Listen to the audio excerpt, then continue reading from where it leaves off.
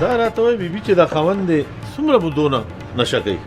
2 کال د واده 2 کاله پس نشه شروع کا. اول یې سګرټ اسکل، بیا چرس اسکل، بیا په پوډر راکېښوه. اوس خو چې څه مخې ته راځي او بس اسکي. دوی څو وروڼه دي؟ یو ځای اوسېږي که بیل بیل؟ دي 4 وروڼه دي او 4 وروڼو ودونه کړي دي او په یو کور کې اوسېږو.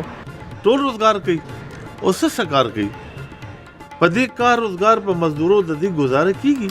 او ټول مزدوریانې کوي خو ګزاره د چا هم نه کېږي. د ده وروڼو د دې چېرته علاج کړی؟ هر وخت یې کور کې جنګ جګړو د لاسه زما خاوند په نشو راواورېدو. اوهو ډېره د افسوس خبره ده.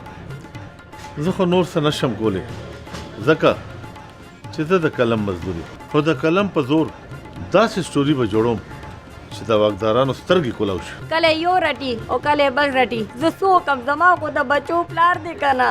زه یو هسپتال والا پیژنم، دا به هلته ولېږم چې د دې پراپر علاج وشي.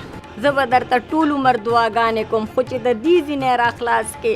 ته بې فکره شه، زه به انشاءالله ایس ایچ او سره خبره کوم، دا ټولې پریشانۍ به الله پاک ختمې کړي. دی لیپټاپ چې یې نورې ورکړې